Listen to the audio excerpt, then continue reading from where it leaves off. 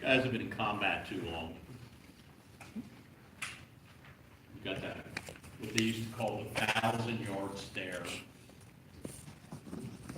It's only, what, 4 more weeks? And then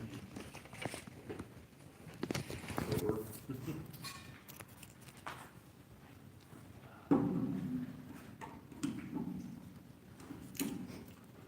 We were talking about the Cold War yesterday. And as I pointed out, by 1949, both nations have atomic weapons. Within a year, both have the so-called hydrogen bomb, thermonuclear weapons. So the stakes really become too high in Europe for a direct confrontation between the Soviet Union and the United States. Good morning. So the Cold War never really turned hot in Europe. The stakes are just too high. Instead, it's going to turn hot in Asia.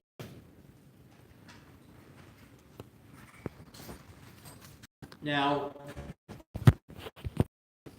foreign affairs problems. This one originally originates in World War II. World War II would destabilize the old European imperial empires, especially in the East. Remember I talked about the British and India, for example. It's happening everywhere, particularly in Asia and Africa. And following World War II, you get a series of wars of national liberation in many of these former colonies. British Malaya, the Philippines, French Indochina, they all experienced to some degree a communist insurrection.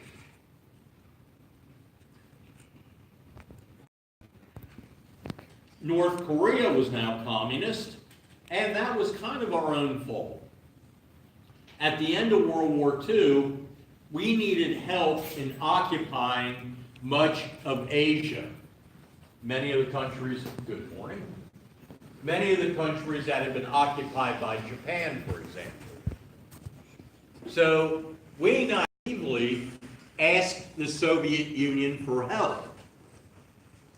Could they occupy Manchuria and northern Korea?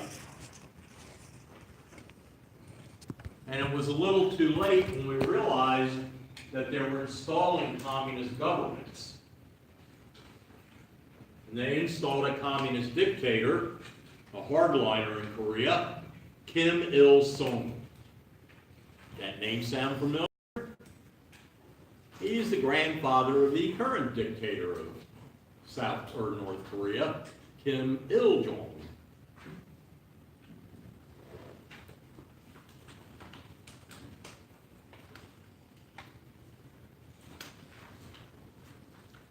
In December of 1946, just about a year after World War II ends, a war erupts in Indochina between the French and a communist Vietnamese group that's fighting them. They call themselves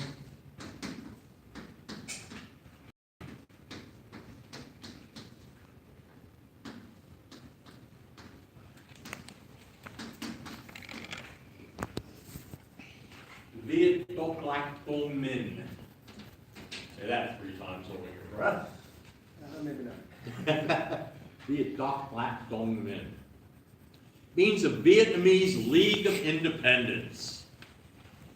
But they're commonly called the Viet Minh. Now, the Viet Minh were led by somebody we've met already.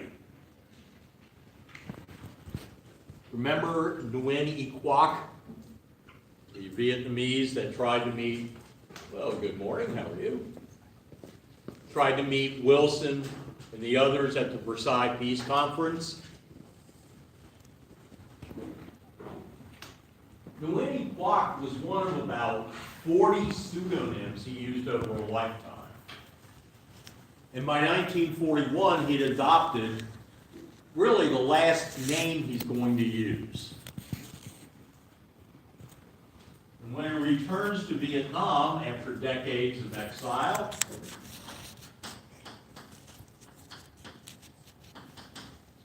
he is now Ho Chi Minh.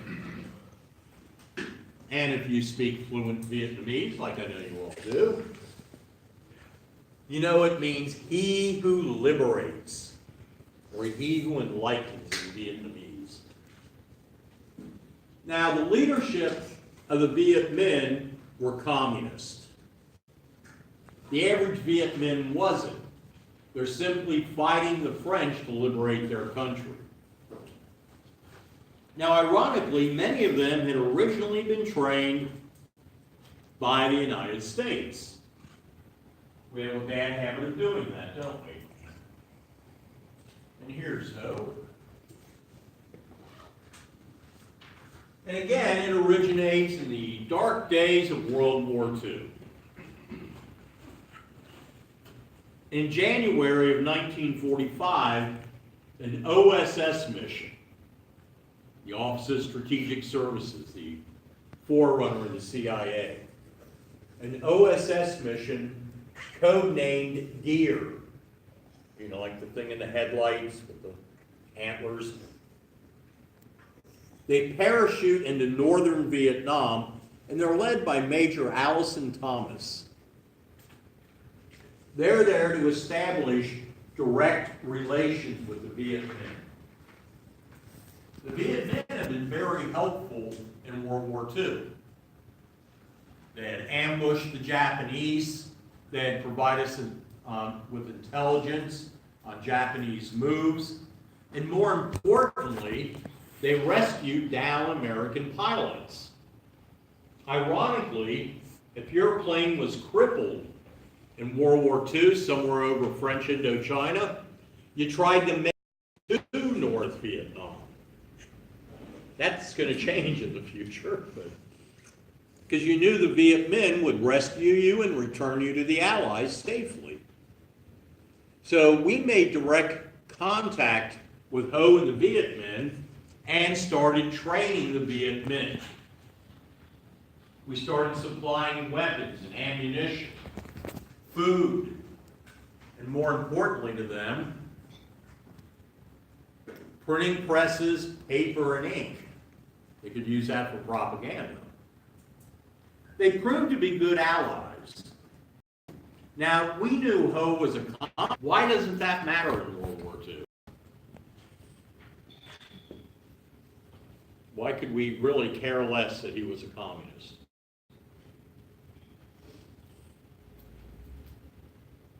Think of our allies. Yeah, thank you. We're allied with Stalin. He's the biggest communist of them all. So if we can tolerate working with him, working with somebody like Ho is no big deal. The Americans, by the way, liked Ho Chi Minh and the Viet Minh. They were quick learners. Here's the Deer mission with Ho, and this guy right here, that's Vo Nguyen Giap. He's the general that's going to defeat the French and then later the Americans. And this is Major Allison Thomas, and this is Captain, later Major Archimedes Agnew, who will play a key role in this. But they're the ones that initially trained and armed the Viet Minh insurgents.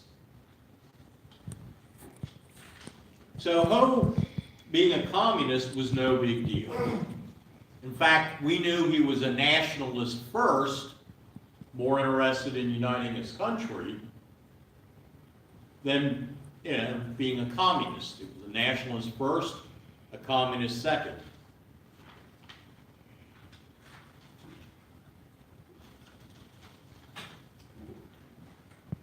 Ho wanted to take advantage of the end of World War II. And in September of 1945, he declares Vietnamese independence. Here's another close-up of Patty, Allison, Jock, Ho, and some of the others. He declares independence the same day the Japanese are signing the surrender document in Tokyo, September 2nd.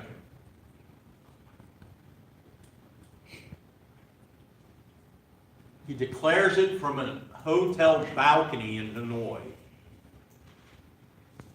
And partially because he believes in it, and partially to play up to the Americans, he incorporates almost word for word sections of the American Declaration of Independence.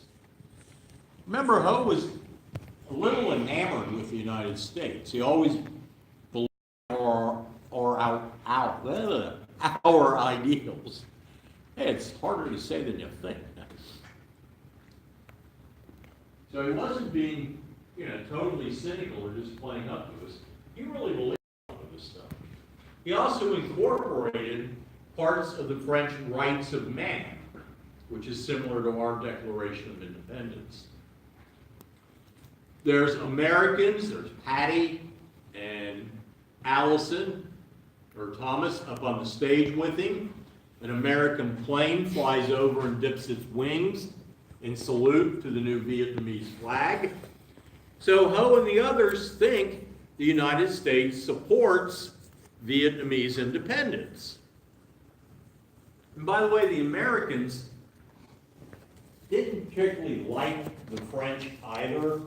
Remember, Vietnam was a French colony. And the Americans up there, we had come to the conclusion the French were losers because of their collapse of World War II.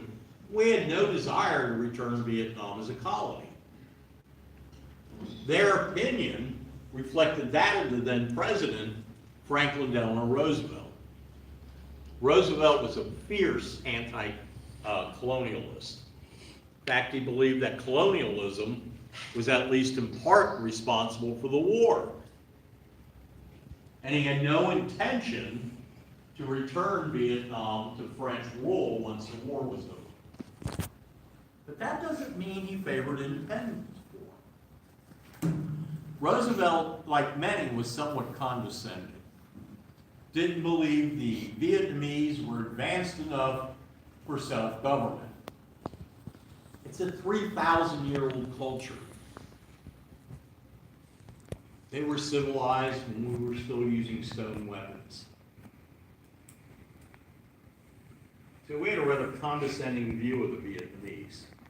What Roosevelt hoped to do was create a UN mandate, sort of like a halfway house between independence and colonial rule. And once Vietnam and these other countries were ready, then they would be granted their independence. But Ho and the others believed the United States supported Vietnamese independence. We didn't.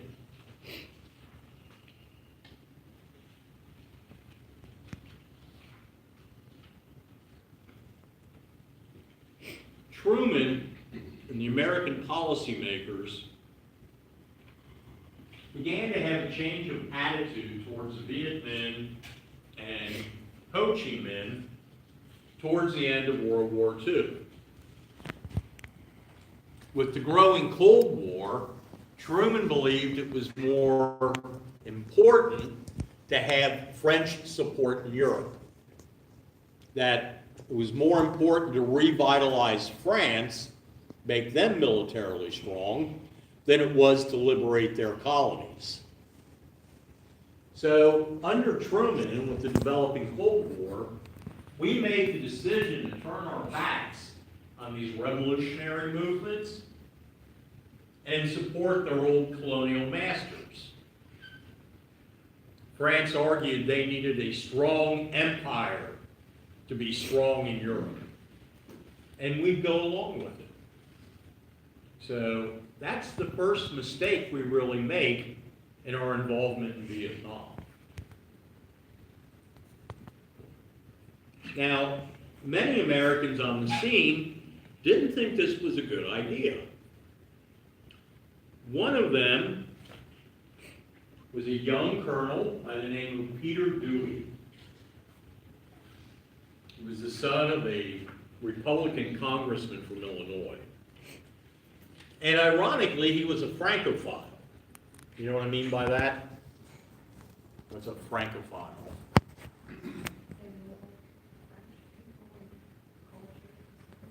Yes, they loved everything French.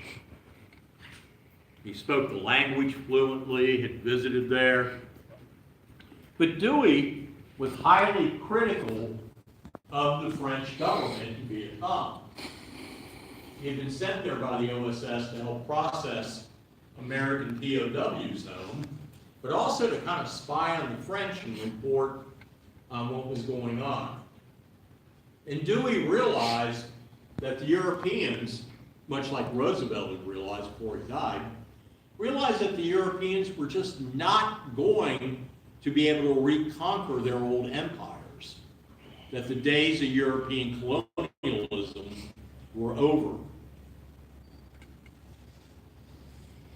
Now, Dewey's anti-French reports made their way back to the French and made him persona non grata in Vietnam. They ordered him to leave. Shortly before he left, he sent his last report to Washington.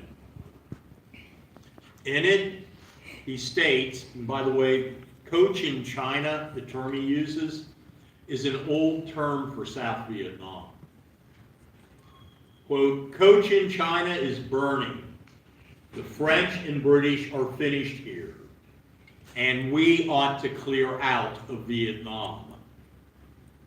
He wrote that in September of 1945, 20 years before the first combat troops plant their foot on Vietnam. And he was right, it was prophetic.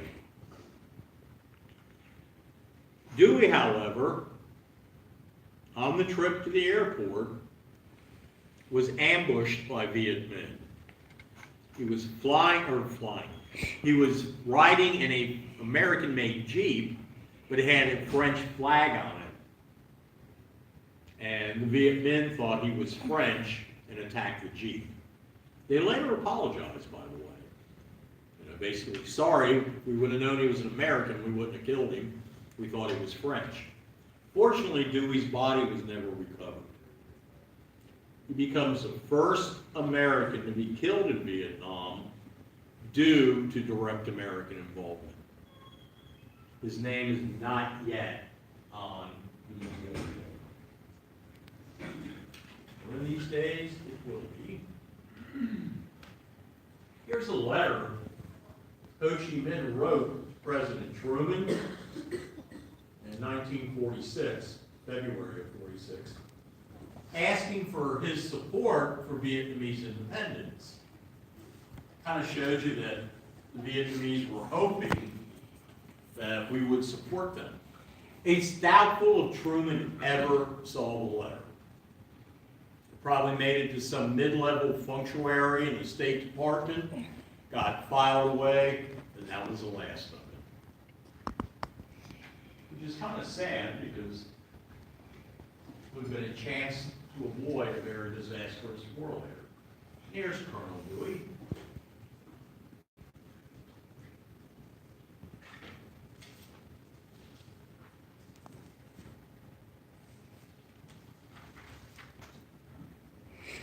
Now, when the war breaks out between the Vietnamese and the French, the Americans will side with the French.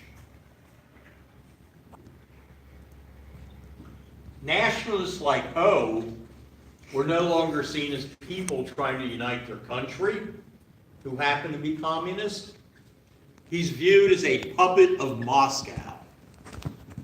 Stalin is pulling his strings. And there's no truth to that. None whatsoever. The war was caused basically by French colonialism, not by any machinations coming out of Moscow. So Ho goes from being a dedicated nationalist in our eyes to being a communist puppet of the Soviet Union.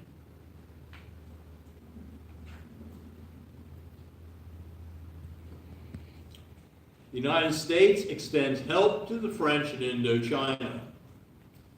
Deputy Undersecretary of State Dean Rusk announces that the resources of the United States would henceforth, quote, be deployed to reserve Indochina and Southeast Asia from further communist encroachment.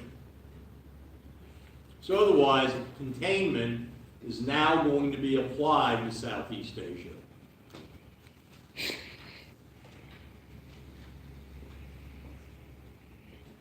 Now, the French initially think they're going to go in and crush the Vietnamese in a matter of months.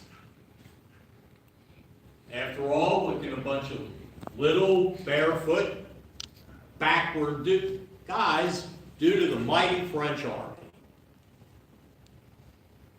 The French have superior equipment, mostly supplied by us. They're better trained, better armed, they're more mobile, and they've got tremendous firepower. So on paper, they should destroy the Vietnamese. Reality's a lot different. They fight largely a guerrilla war against the French at first. They make sure the French can't use that massive firepower, can't pin them down, destroy. And over the next couple of years, the French begin to lose and lose badly. Everything they try fails.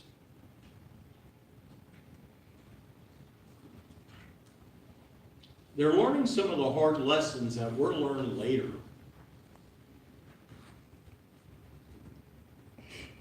Now, in 1950, as the Viet Minh War is raging in Vietnam, it's officially known as the Franco-Viet Minh War. Another war erupts in Asia, this time in Korea.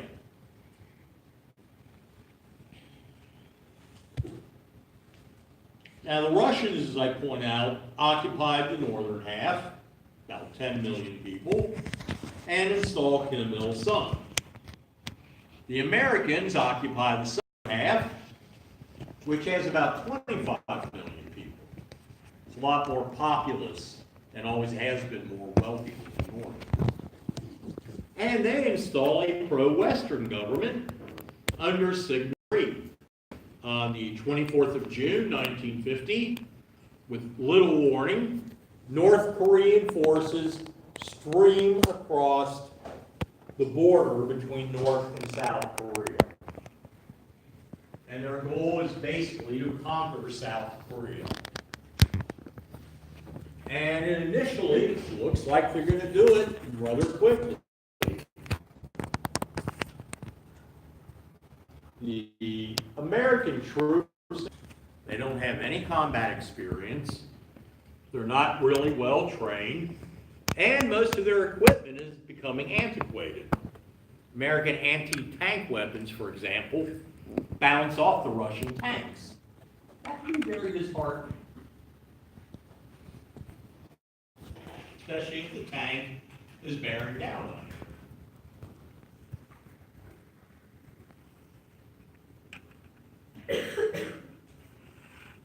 By September,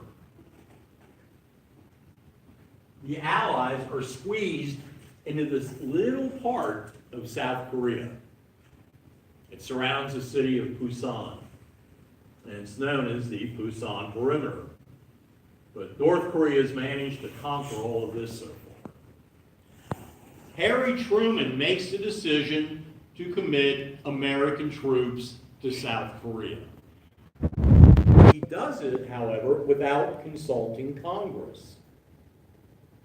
Keep that in mind, because when Lyndon Johnson will commit American forces to Vietnam in 1964, he will see congressional resolution to it. He wants to make sure that Congress is behind it. But Truman acts And a lot of people think that was a mistake. He does secure the support of the United Nations. The United Nations votes to basically throw the aggressor out of South Korea. So when we fight in Korea, it's going to be under the auspices of the United Nations Command. The Americans control that, but still it's UN. So there's going to be soldiers from all over the world fighting in Korea. Great Britain, our allies in NATO. You ever watch MASH? You ever see, they have one episode where there's a Turk in it, remember? Turkish guy gets hurt and they can't understand him and he's freaking out. And then there's one where somebody misplaces a Luxembourger, thinks he's dead. And there's another one where there's a couple of English officers involved. That's really what Korea was kind of like. It was multinational. The Americans will be the bulk of the forces, but we won't be alone.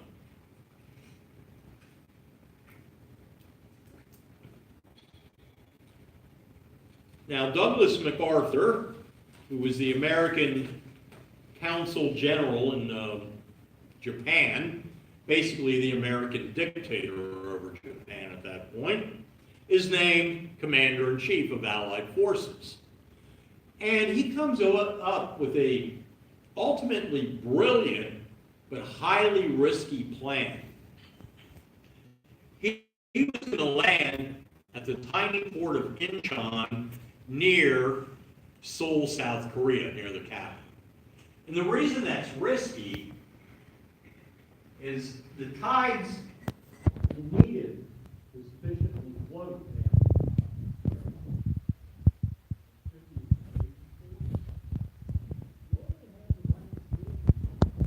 3 hours a day, 3 days a month. So if they don't get in there, land, and create a beachhead, they're going to be stuck in the mud flat and be easy targets for the North Koreans.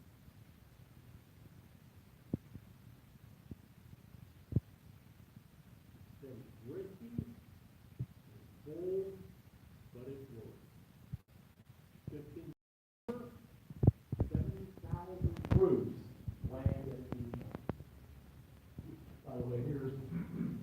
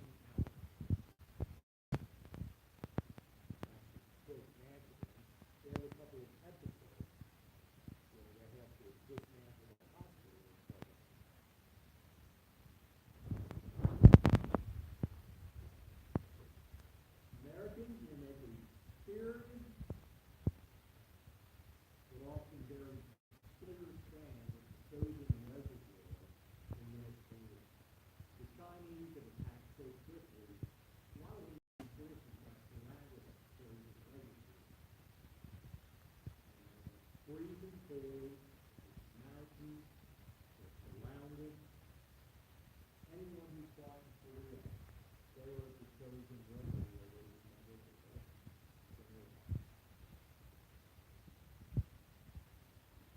fight off massive human waves. Now, Korean doesn't tolerate Gauth's insubordination, so he fires it, losing the command. And in place of these, were the heroes from World War II, General Matthew Ridgway.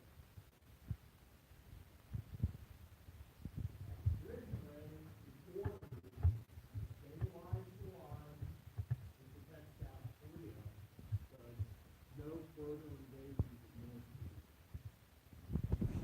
And they do stabilize the line around the 38th parallel. And after about 1940, it developed as reminiscent of French warfare in World War II. The Chinese attacks in our line, their counterattacks. The Allied Army basically don't move more than 20 miles one way or the other for the next 2 years. Peace talks begin July of 1951 at a border town called Panmunjom, and still the central meeting point for the South and North Koreans. Finally, after 2 years of fighting, after the lines had stabilized, they finally signed a ceasefire, a truce. And on the 27th of July, 1953, they signed the armistice. Now, it doesn't end the Korean War. Technically, even at this moment, North Korea is still at war with South Korea. They simply signed an armistice. That's a ceasefire. So they never have, as you probably well know, fully resolved the issue.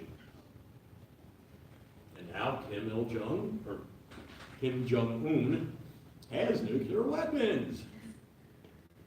Things just get better.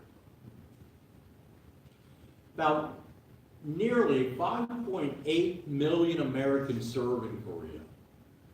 It's often called the Forgotten War because it happens between World War II and Vietnam. And it tends to get forgotten. Over 54,000 Americans die. About 103,000 are wounded. So we pay a heck of a price. Probably around 400,000 North Koreans are killed. The U.S. government claims 1.6 million, but that's pretty much a fantasy figure. Most historians figure it's probably around 400,000. And that doesn't count the millions of Chinese killed. Interestingly, we took about 132,000 Chinese prisoners. 50,000 of them originally refused to go home. We did send them home, though, because we wanted our POWs back. So we forced 50,000 men who did not want to return to a communist government in China to return. Most of them ended up in prison.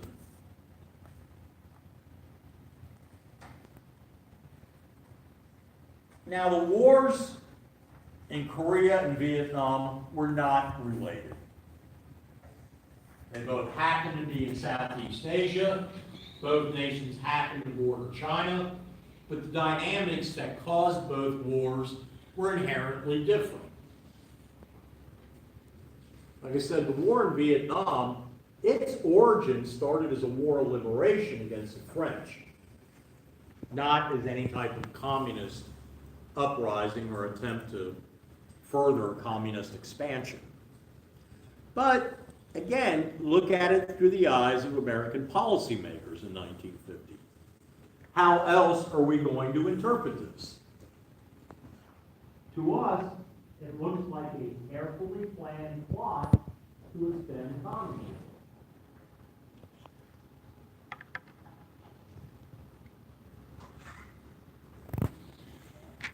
So the Truman administration increases its aid to the French and fledgling state in the South that the French have invented.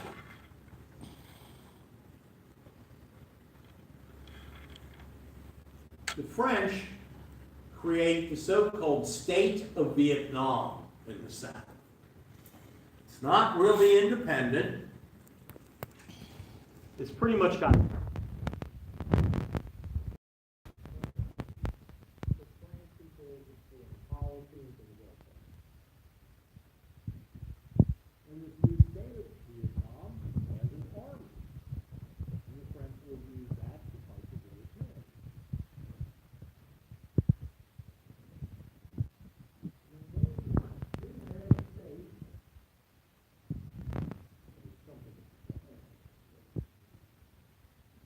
Begin to train its new army. And in 1950, the first 35 American advisors arrived in Vietnam. The Military Assistance and Advising Group. It's usually called MAG. Military Assistance and Advising Group. A year later, in September of 1951,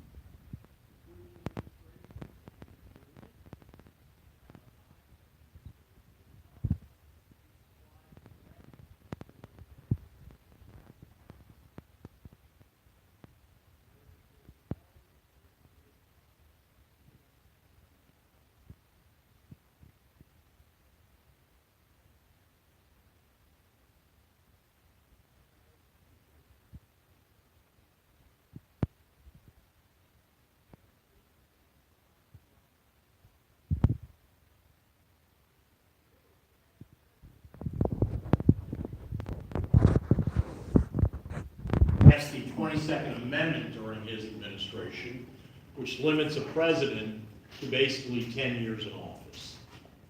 2 full terms, and possibly, if you've inherited it from a previous president who died or whatever, you can serve almost 2 years of their term. So starting with Truman, he's the last one that could actually have served more than that. But he declines to run. He had enough of the White House. And in 1952, Dwight D. Eisenhower, a Republican, gets elected president. And he inherits America's involvement in Vietnam. And at this point, it's not major by any means. The French that have a quagmire in Vietnam, we're just trying to help. Eisenhower, and to a degree, is Secretary of State.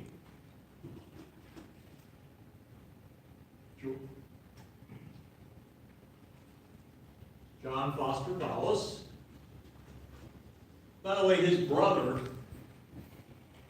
is head of the CIA at the same time. So how's that for a marriage of convenience? One of them runs the State Department, the other one runs the CIA. Both of the Dulleses are hardliners. They're true anti-communist. And he even believes in a policy known as brinkmanship. If the Soviet Union tries Like the Berlin blockade again, you don't use an airlift, you attack them. Up to the hand, it's like playing coach. Go all in. Dare the other side out. Now, of course, the Soviet Union attacked down.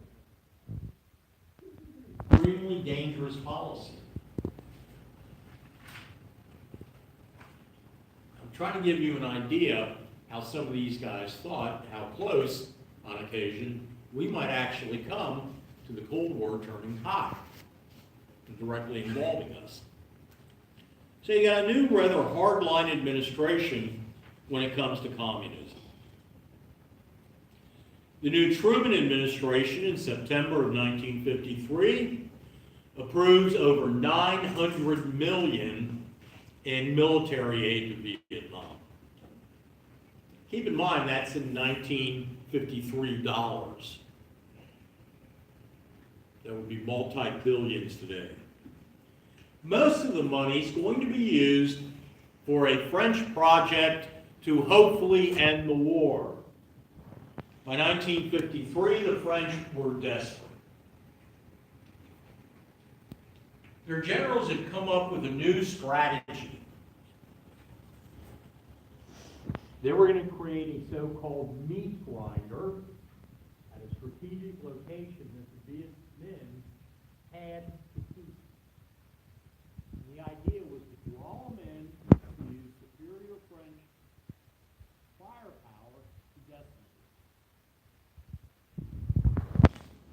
At least they decided they were going to make this meat grinder.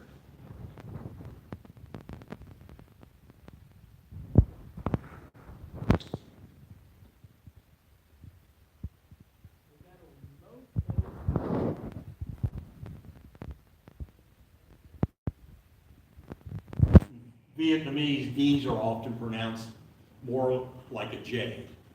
So that's Dien Bien Phu. Lyndon Johnson years later will call Dien Bien Phu. That's his Texas accent. Job in the Viet Minh decided that far from being a trap, they could trap, here's the location of Dien Bien Phu, right on the border of Laos. Very mountainous country, by the way. That they could trap the French at Dien Bien Phu.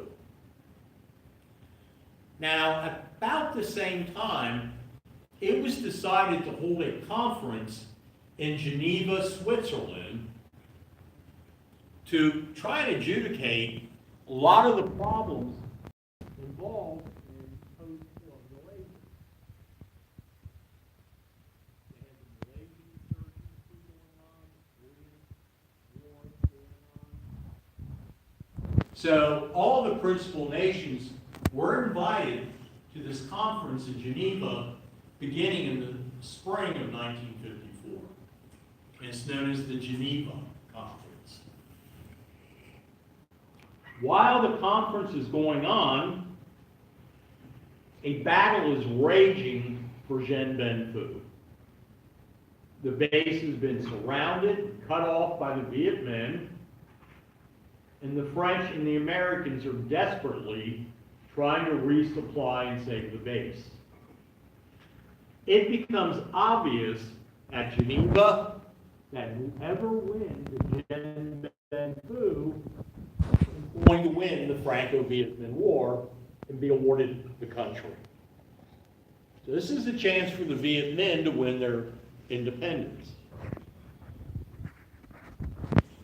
The United States attends the Geneva Conference,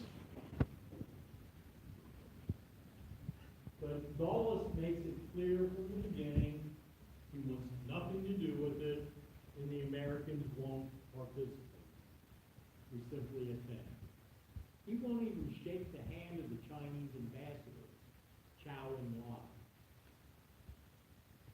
Lai extends his hand to Dulles, and he just gives him a glare, pulls his hand back, and walks away. So the Americans will be obstructionists at Geneva. We won't be part of any solution. Late in 1953, the U.S. begins supplying Dien Bien Phu. We use C-47 cargo planes. Now, the United States doesn't want its role in Vietnam known to the world. We've got over 1,000 Air Force personnel there, but they're not wearing any insignia. The American planes flying supplies to Dien Bien Phu are technically owned by a civilian airline.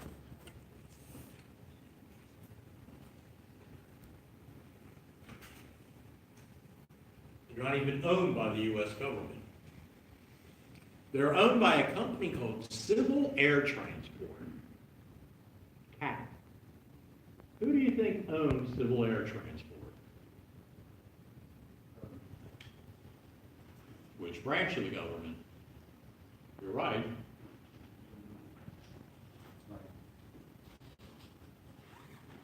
Air Force? Air Force? That'd be a logical guess. They're planes, and they're serviced by the Air Force, but no, they're not owned by the Air Force. They're owned by the CIA. Yeah, CAT is a front for the CIA. It's a wholly owned subsidiary, by the way. That will be replaced later in the war by a more famous front organization.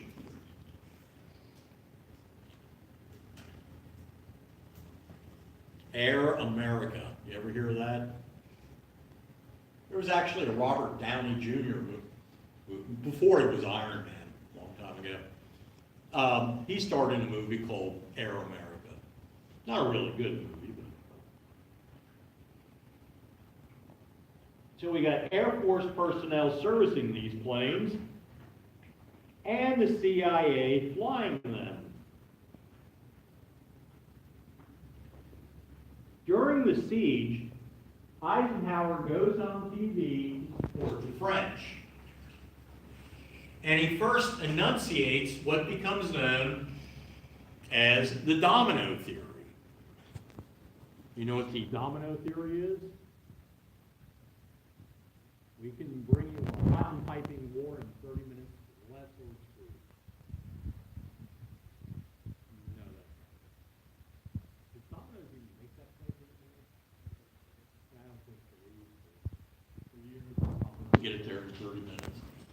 The domino theory really argues that if a nation like Vietnam fell to communism, then its neighbors would start falling, like a row of dominoes. Vietnam would fall, then Laos would fall, then Burma would fall, then Thailand would fall, then India would fall. See how it works? Like a row of dominoes getting knocked over. And that becomes known as the domino theory. It's an important corollary to containment. If we don't contain communism, it will expand and take countries over like dominoes. Now, it's inevitable with American involvement that somebody's going to get hurt or killed. Back by 1954, we're paying 80% of the French war in Vietnam. The American taxpayer is footing the bill for the Franco-Vietnam War. We begin using C-19 flying boxcars, the largest planes we have, and we have to drop everything by parachute because the runway's been shot up by the Viet Minh. Eisenhower even considers the use of tactical nuclear weapons in Vietnam. The Joint Chiefs of Staff plan it, luckily they never use it. So there's Operation Vulture. They're going to drop tactical nukes on the mountains around Dien Bien Phu. On May 1954, an American pilot is killed flying over Dien Bien Phu. Here's a C-119 flying boxcar.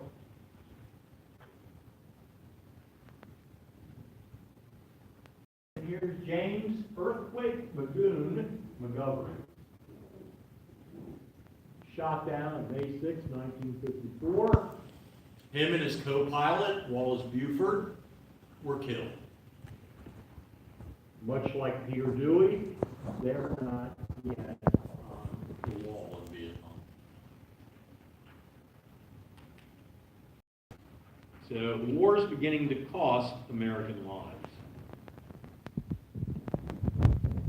2 days later, on the 8th, the Viet Minh overrun the vast French position in Dien Bien Phu. Even though over the Viet Minh,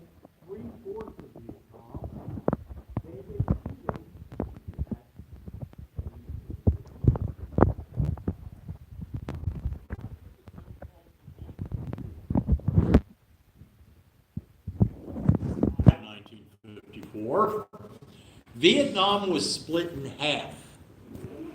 Ho and the Viet Minh were awarded the North, and the state of Vietnam, that French puppet government, was awarded the South. And it'll become the independent Republic of Vietnam. So after Geneva, an independent North Vietnam, a communist-controlled North Vietnam emerges, and a pro-Western South Vietnam. The United States does not sign the Geneva Accords, but we also say we won't interfere with them. We don't keep that word. And I'll see you guys.